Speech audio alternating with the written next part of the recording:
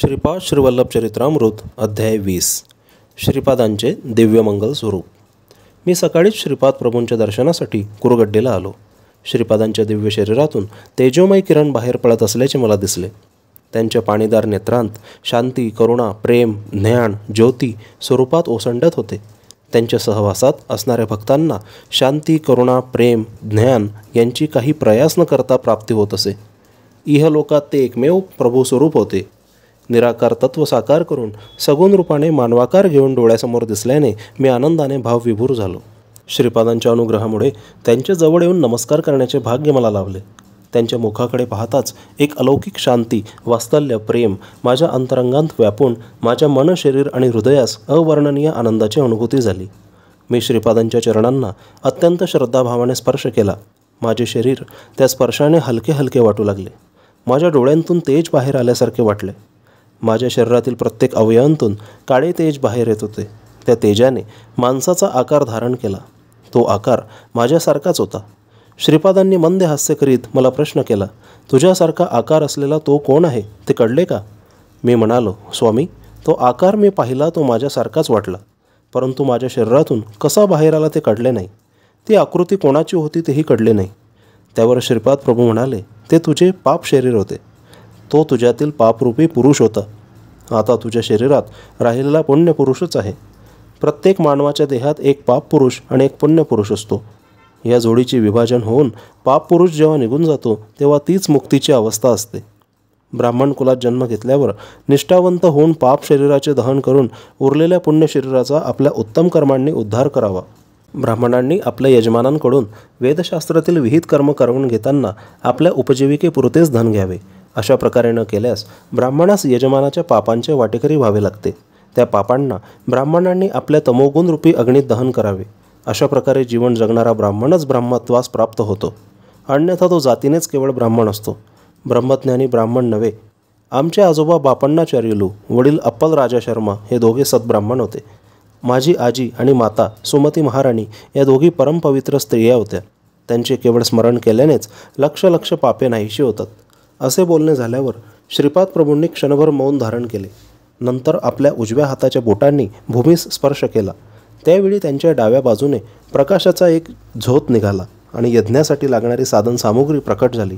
काही मधुर फळे, सुवासिक फुले, थोडे सोने चांदी आणि नवरत्नाचा हार तसेच दिव्य अग्नी प्रकट झाला. माझ्या शरीरातून निघालेला पाप पुरुष भयाने कंपित होऊन आक्रोश करू लागला.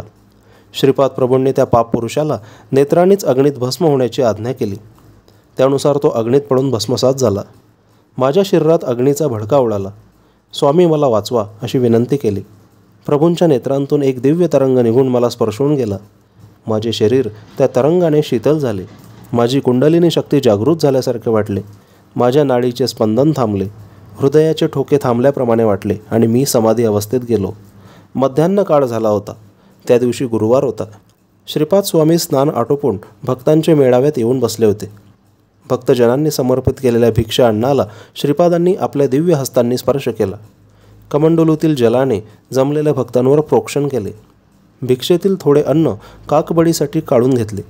अत्यंत मधुर अशा आवाजात स्वामींनी मला नावाने हाक मारली आणि सगळ्यांना भोजनाची अनुज्ञा दिली. मला त्यांच्याजवळ बोलावून घेतले. क्षणभर डोळे झाकून पुन्हा उघडून माझ्याकडे स्नेहळ नजरेने पाहिले. त्याचवेळी त्यांच्या हातात एक चांदीचे पात्र प्रकट झाले. त्यात हलवा भरलेला होता. श्रीपाद प्रभू म्हणाले, शंकरभट्टा, माझे भक्त मला त्यांच्या भक्तिपाशाने बांधून ठेवतात. मी निरपेक्ष भक्तिभावाला भुलून जातो. श्रेष्ठींच्या घरी त्यांची धर्मपत्नी माझ्यासाठी आवर्जून हलवा करीत असे. मी जेवल्यावरच तिचे समाधान होई. त्यांची नात लक्ष्मी वासवी हिने माझ्या हातात राखी बांधली होती. तिच्या पतीच्या पत्रिकेत अनिष्ट योग असल्याचे एका ज्योतिष्याने सांगितले होते. तिने मला विनंती केली की तिच्या राखीचा स्वीकार करून तिला अखंड सौभाग्याचा आशीर्वाद द्यावा. मी तिला अखंड सौभाग्याचा आशीर्वाद देऊन फुले, बांगड्या आणि कुंकवाचा प्रसाद दिला. तिच्या आजीने व्यंकट सुबम्माने प्रेमभावाने तयार केलेला हलवा तिने मला दिला. या मधुर प्रसादाच्या सेवनाने अनेक जन्मांची पापे नष्ट होतात. माझ्या प्रेमळ भक्तांनी श्रद्धाभावाने दाखविलेल्या नैवेद्याचे मी त्यांचे घरी सूक्ष्म रूपाने जाऊन सेवन करतो. परंतु श्रेष्ठांच्या घरचा महाप्रसाद मात्र मी प्रत्यक्ष जाऊन स्वीकार करतो. सर्व भक्तांनी हा प्रसाद घ्यावा असे श्रीपादांनी सांगितले. या प्रसादाच्या माधुर्याचे वर्णन कोणाला करता येईल? प्रसादाचा थोडा भाग त्यांनी आकाशात फेकला. तो नभोमंडळात विलीन झाला. थोडा प्रसाद त्यांनी भूमीस अर्पण केला. तो भूमातेने स्वीकार केला. तो प्रसाद सर्व भक्तांनी वाटून घेतला.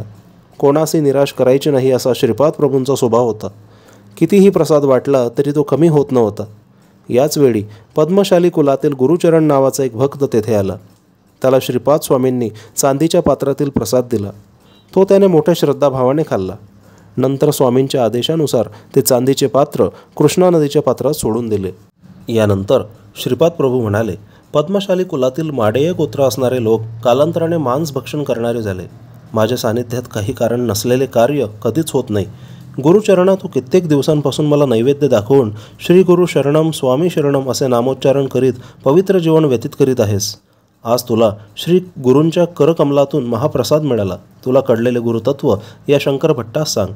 आम्ही माध्यान्हसमयी योगनिद्रेत असताना मानस संचार करतो. त्यावेळी कोणास दर्शन देत नाही. आमच्या विश्रांतीचा भंग होऊ नये. श्री गुरुचरण कलियुगातील एक महान भक्त होता. त्याला योगमार्गातील अत्युच्च स्थिती प्राप्त झाली होती.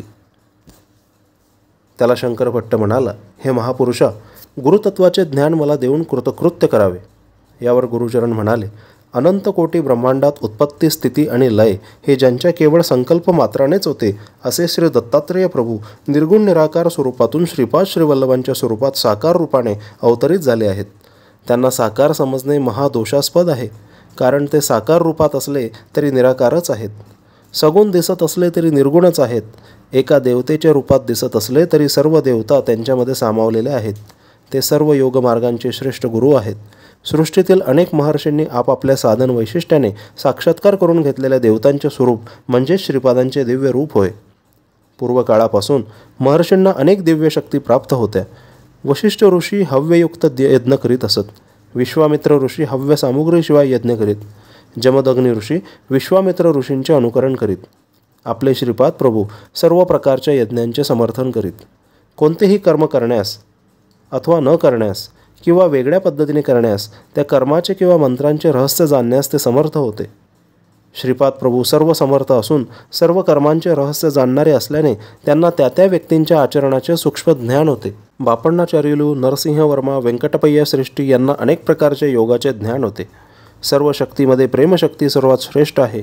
या तिघांना श्रीपाद प्रभूंची वात्सल्य भक्ती प्राप्त होती. त्यांच्या प्रेमशक्तीमुळे ते स्वामींना आपले इच्छित कार्य सुसंपन्न करण्याचा आग्रह करून ते करवून घेत. श्रीपाद स्वामीसुद्धा त्यांचे कार्य मोठ्या आनंदाने सुसंपन्न करीत असत. श्रीपाद प्रभू प्रत्येक स्त्रीमध्ये आपल्या मातेचे स्वरूप पाहून सहज स्वभाव सहज वात्सल्याने शिशुप्रमाणे वर्तन करीत. त्या स्त्रियासुद्धा स्वामींची शिशुरूपातच प्रेमभावाने आराधना करीत. हीच महामाया योगी आणि वेदज्ञ यांनी पुन्हा पुन्हा वर्णन केल्याने निर्गुण निराकार परब्रह्मरूप दिव्य शिशु पिठिकापुरम या क्षेत्री आपल्या दिव्य लीलांनी सर्वांचे चित्त आकर्षित करीत असे. या शिशूच्या लीलांचे वर्णन करणे अतर्क्य होते. दैवमार्गाने, योगमार्गाने, ज्ञानमार्गाने, वेदशास्त्राच्या अध्ययनाने साधना करणाऱ्या साधकांना त्यांच्या त्यांच्या मार्गाने श्रीपाद श्रीवल्लभांच्या कृपेचा लाभ होतो.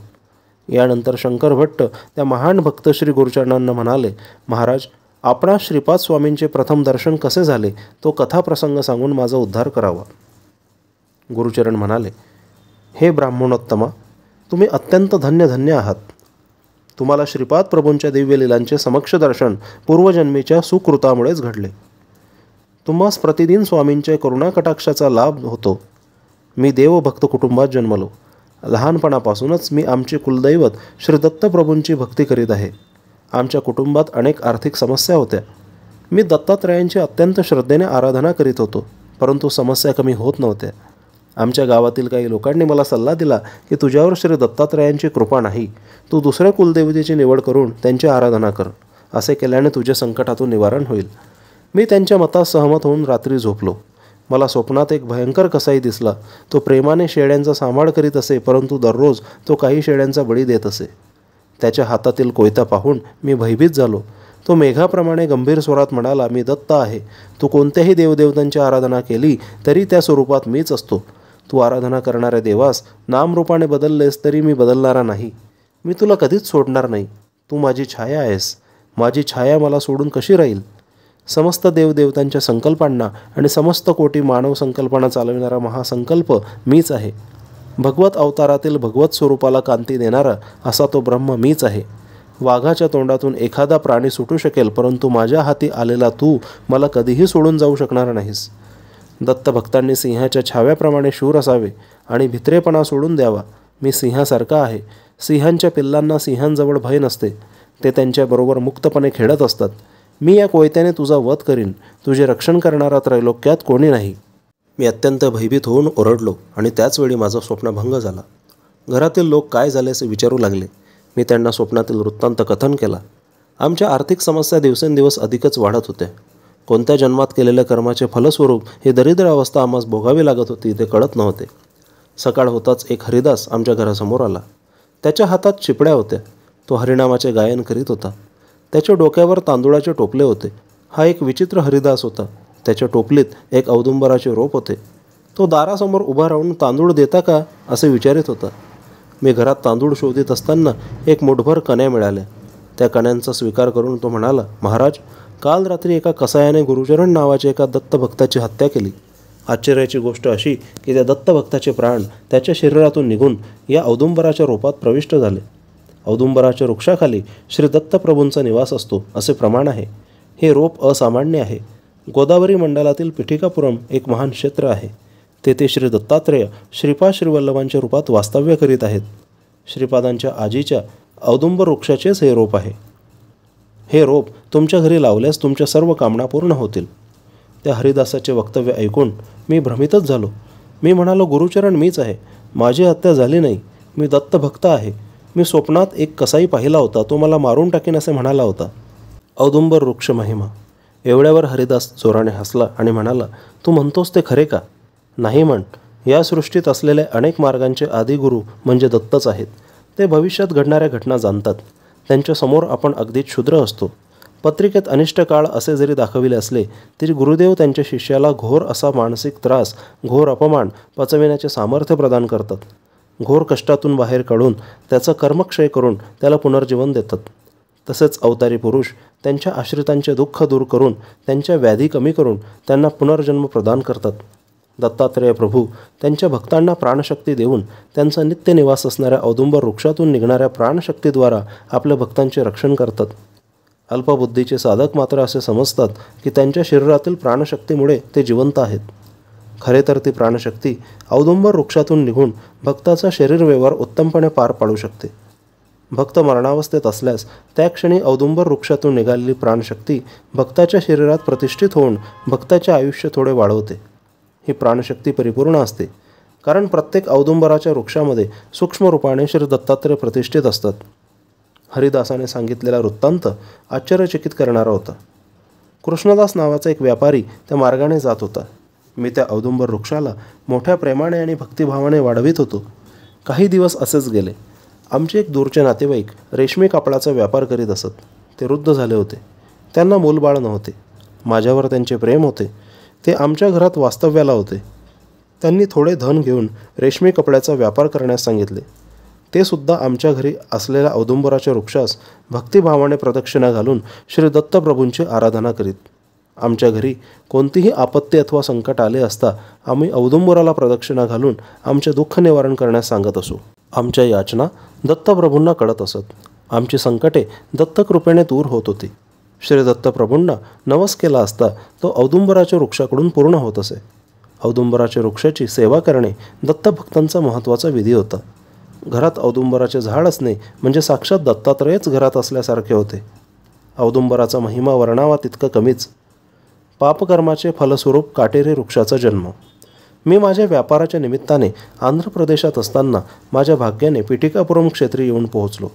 श्री बापण्णाचार्युलूंचे घर शोधून काढले. त्यावेळी श्रीपाद प्रभू बापण्णाचार्युलूंच्या बरोबर अंगणात बसले होते.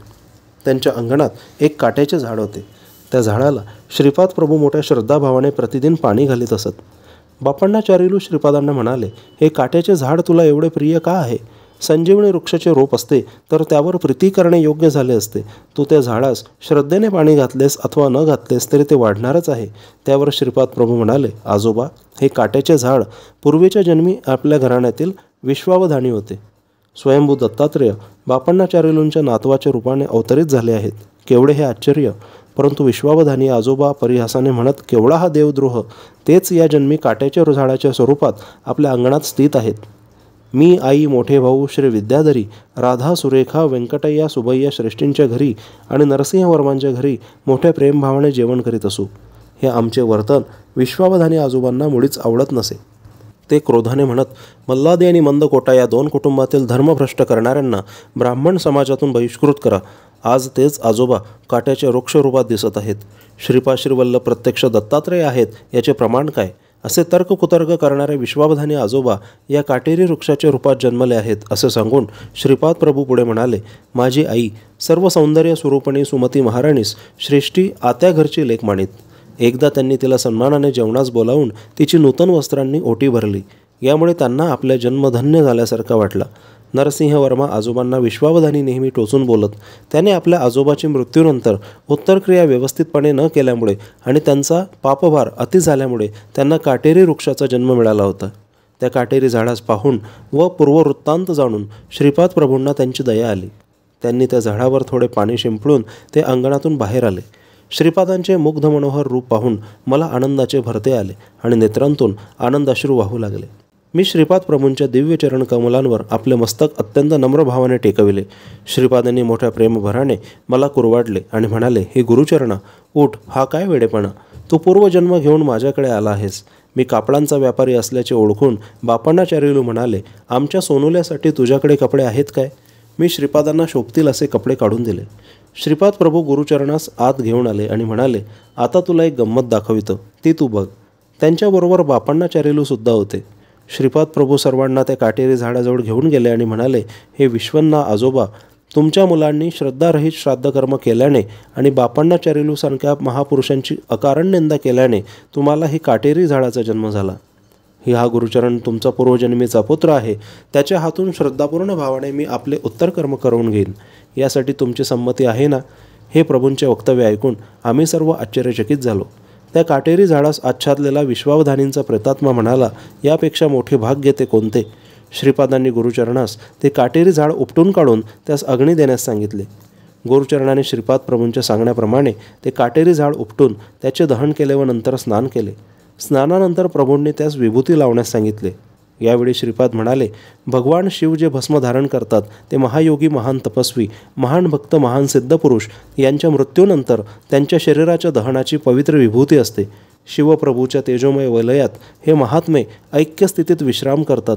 वानर, सर्प, गाय या पशूंची न कळत आपल्या हातून हत्या झाल्यास त्यांची न चुकता उत्तरक्रिया करावी. त्यांचे श्रद्धापूर्वक दहन करून अन्नदान करावे. मंत्रपूर्वक करण्याचा कोणताही विधी करण्याची आवश्यकता येथे नाही. आपल्या पूर्व ऋणानुबंधाने कोणत्याही जीवाची न कळत हत्या झाल्यास त्याचे श्रद्धापूर्वक दहन करावे. असे केल्याने पापकर्मांचा नाश होतो आणि त्या प्राण्यांना सद्गती मिळते. पूर्व काळात गौतम नावाचे एक महर्षी होते. त्यांची पत्नी अहल्या एक महान प्रतिवता स्त्री होती. ती विश्वशांतीसाठी कोटी कमलाने यज्ञ केला होता. गौतम महर्षी आपल्या तपोबलाने घरासमोर अन्नधान्याचे पीक उगवित असत. मानवाला आहाराशिवाय जीवन जगणे शक्य नाही. महर्षी गोधनाची सुद्धा वृद्धी करीत. तसेच गो अमृतासारख्या पदार्थांची निर्मिती करीत. श्रीपाद प्रभू पुढे म्हणाले, यज्ञयाग न केल्यास विश्वनियंता, देवता आणि मानव यांच्या परस्पर सहकार्याने चालणारे जीवन निरर्थक होऊन धर्माला ग्लानी येते. माया निवारणासाठी, गोहत्येचे पातक निवारण्यासाठी गोदावरी नदी गौतम ऋषींच्या सहाय्याने अवतरित झाली. त्यांच्या या महान कार्यासाठी सारा जनसमुदाय त्यांचा अत्यंत ऋणी आहे. विश्वावधानी हा गौतम गोत्रातीलच होता, परंतु त्याचा संबंध या गोत्रात जन्म घेण्यापुरताच होता. त्रेतायुगात पेटिकापुरम या क्षेत्रात सावित्री काटक नावाचा यज्ञ करण्यात गौतम महर्षींचा मोठा भाग होता. विश्वावधानींच्या भाग्यानेच त्याला पेटिकापुरम येथे जन्म मिळाला आणि अत्यंत दुर्लभ असे माझे दर्शन त्यास घडले. तो अयोग्य असला तरी माझ्या निर्व्याज प्रेम करुणेने त्यास सद्गती मिळाली. ही सद्गती श्री दत्तात्रेय प्रभूंच्या कृपाप्रसादानेच प्राप्त झाली. ऋणानुबंध नसेल तर कुत्रासुद्धा जवळ येत नाही. आपणास कोणी सहाय्य मागण्यास आल्यास आपण शक्य तेवढी मदत करावी. मदत करणे शक्य नसल्यास आपल्या मधुरवाणीने आपली असमर्थता व्यक्त करावी, परंतु निष्ठुर होऊ नये. जर तुम्ही कठोर वागल्यास सर्व भूतांमध्ये चैतन्य रूपाने वास करणारा मी सुद्धा तुमच्याबरोबर तसंच वर्तन करीन. तुम्ही जसे लोकांशी वागाल तसेच लोक तुमच्याशी वागतील. या संपूर्ण सृष्टीतील सत्याचे एकमेव मूल कारण मीच आहे. मी सर्व सत्याचे सर्वमय परमसत्य आहे. वेदात सुद्धा असे सांगितले आहे की ज्ञानाचे अंतिम सत्य ब्रह्म आहे. श्रीपाद प्रभूंचे हे वक्तव्य ऐकून बापण्णाचार्युलूंच्या डोळ्यांतून आनंदाश्रू वाहू लागले. मोठ्या प्रेमभावाने श्रीपादांनी ते आपल्या बाल हातांनी टिपले आणि म्हणाले, आजोबा, तुम्ही सर्वदा माझ्या ध्यानातच असता. तुमचा जन्म धन्य आहे. मी नृसिंह सरस्वतींच्या अवतारात अगदी तुमच्यासारखेच रूप धारण करणार आहे. हे त्रिवार सत्य आहे. बोलताना श्रीपादांनी आजोबांचा हात हातात घेतला होता. यावेळी बापण्णाचार्युलू म्हणाले, श्रीपादा, माझ्या मनात कित्येक दिवसापासून एक शंका आहे, विचारू का? त्याच क्षणी श्रीपाद चिरहास्य करून म्हणाले, माझ्याकडे काय शंका आहे? मी 10 वर्षांचा बालक तुमच्या शंकेचे समाधान करू शकेल का? प्रयत्न करून पाहीन. यावर बापण्णाचार्युलूंनी प्रश्न विचारण्यास आरंभ केला. ते म्हणाले, सृष्टी, स्थिती आणि लय याचे कर्ते ब्रह्मा, विष्णू आणि महेश आहेत ना? श्रीपाद म्हणाले, हो, यात शंका नाही. त्यांच्या स्त्री शक्ती स्वरूपात सरस्वती, लक्ष्मी आणि पार्वती आहेत ना? यावर श्रीपादांनी होकारार्थी मान हलविली. या त्रिमूर्तींना आणि त्यांच्या 3 शक्तींना निर्माण करणारी आदिपराशक्ती आहे ना? श्रीपाद म्हणाले, हो. यावर बापण्णाचार्युलू म्हणाले, तर त्यांच्यासमोर तू कोण आहेस? तू नेहमी माझ्या बांधवांना सांगतोस ती वासवी कन्या कोण? तुम्ही दोघे भाऊ बहीण आहात, याला काही शास्त्राधार आहे काय? श्रीपाद सर्व देवस्वरूप, सर्व देवतांचे मूळ श्रीपाद प्रभूच.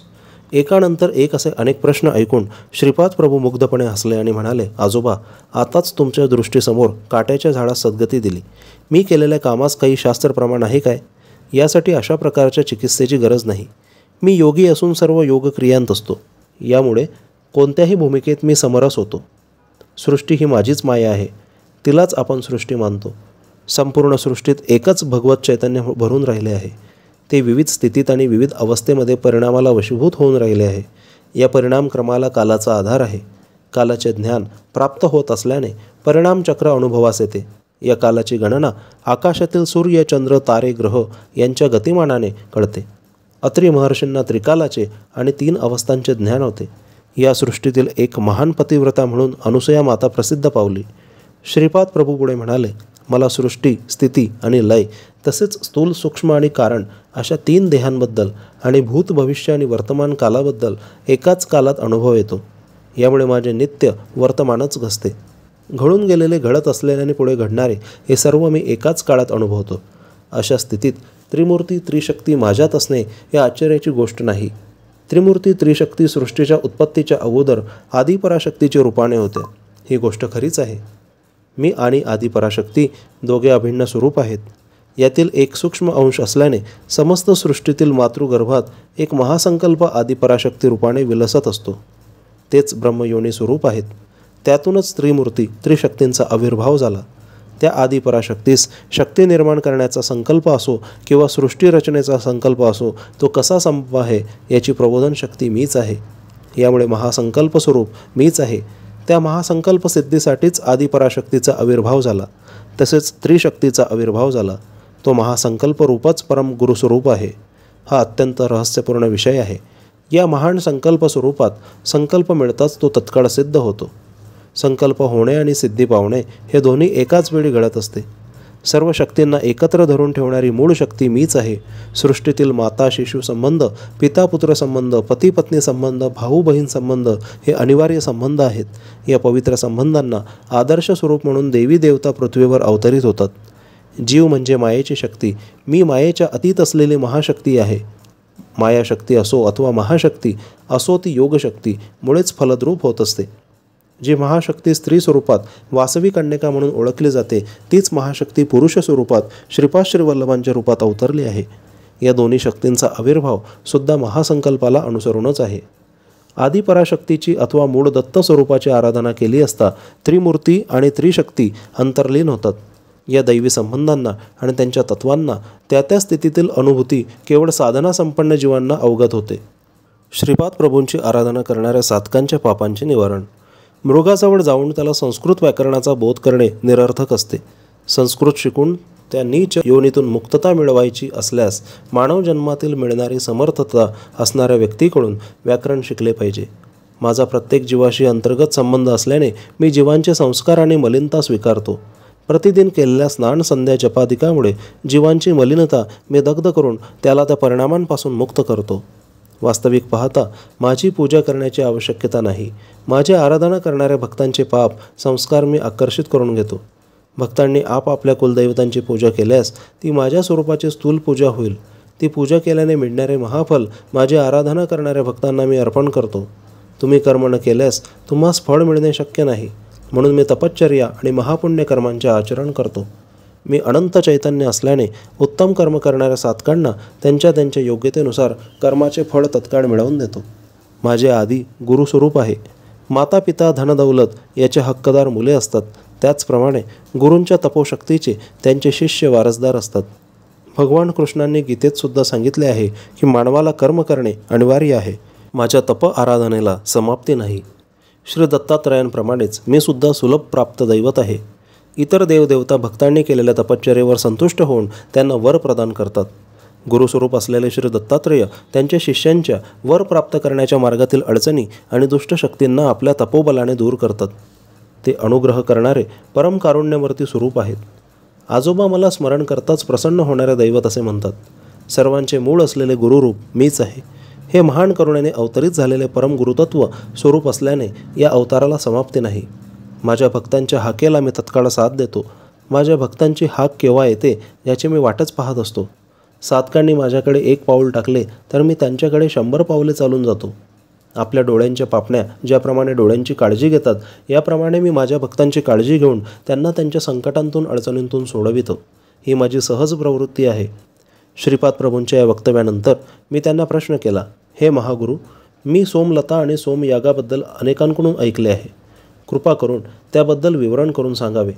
यावर श्रीपाद प्रभू म्हणाले, सोमलता ही संजीवनी वनस्पती आहे असे म्हणतात. तुला ती पाहायची आहे काय?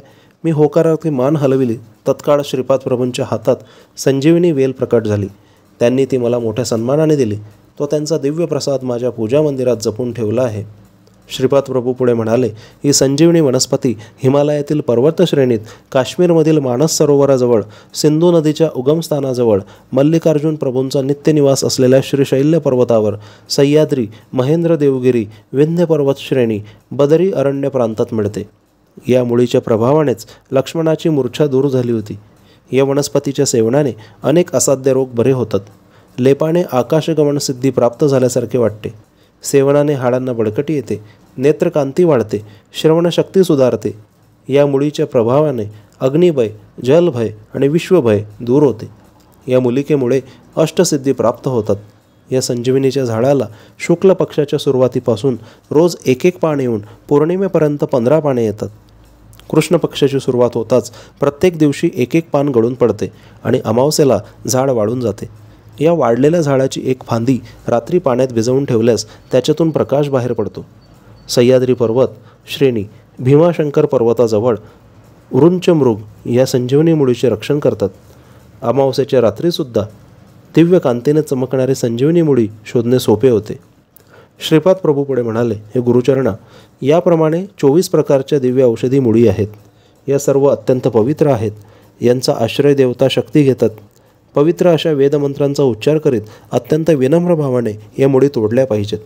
त्या 24 औषधी मूलिका अशा आहेत: सोम, महासोम, चंद्र, अंशुमान, मंजुमान, रजितप्रभू, दुर्वा, कणियान, श्वेतान, कनकप्रभा, प्रतानवान, लालेवृत, करधीर, अंशवान, स्वयंप्रभा, रुद्राक्ष, गायत्री, एष्टम, पावत, जगत, शाकर, अनिष्टम, रैंतच, श्रीपाद गायत्री.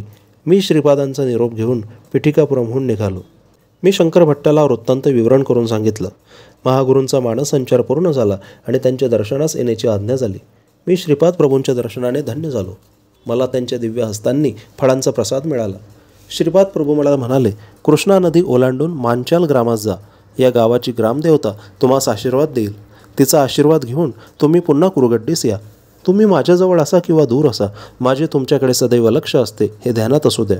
भविष्यात हे मांचाल ग्राम विश्वविख्यात होईल. एका महान पुरुषाच्या जीवन समाधीमुळे हे गाव प्रसिद्ध होईल. या महापुरुषाच्या लीला अद्भुत असतील. पिठिकापुरम स्थूल दृष्टीने पाहिल्यास एक आहे आणि सूक्ष्म दृष्टीने पाहिल्यास वेगळे आहे. तेच सुवर्ण पिठिकापुरम ते माझ्या शरीरास वेढून तेजोवलय सुप्रतिष्ठित आहे. कोणत्याही योगातील, कोणत्याही देशातील, कोणत्याही काळातील व्यक्ती असो, माझ्या नेत्र कटाक्षाने त्याचे चैतन्य सुवर्ण पिठिकापुरात सुप्रतिष्ठित होते. हा योगदृष्टी असणाऱ्या भक्तांना कळणारा विषय आहे. सुवर्णपिटिकापुरातून जीवनचैतन्याला स्थान संपादन करून घेणारे सारे भक्त धन्य आहेत. त्यांना मी जन्मजन्मांतरी सांभाळीत राहीन. पिता समान शंकर भट्टा अनेक शतसंवत्सरानंतर माझ्या अंगणात महासंस्थान उभारण्यात येणार आहे. ते माझ्या आजोबांच्या घरी जेथे माझा जन्म झाला त्या ठिकाणी औदुंबर वृक्षाच्या छायेत असेल. माझा पुढचा अवतार श्री नृसिंह सरस्वती या नावाने होणार आहे. या अवताराची मूर्तीसुद्धा या महासंस्थानात स्थापित होईल. श्रीपाद प्रभू पुढे म्हणाले, हे पहा, मी तुम्हाला दिव्य दृष्टी देत आहे. असे सांगून त्यांनी गुरुचरणांच्या आणि माझ्या भूमध्यावर दृष्टी रोखून ठेवली. ते सुंदर दृश्य पाहून आम्ही धन्य धन्य झालो. त्यांचा संकल्प अमोघ आहे. त्यांच्या लीला अद्भुत आहेत. आम्ही पुढे जाण्यास निघालो तेव्हा श्रीपाद प्रभू म्हणाले, वशिष्ठ ऋषींचा अंश असलेला एक भक्त माझ्या संस्थानात पुजारी म्हणून येईल. श्रीपाद श्रीवल्लभांचा जय जयकार असो.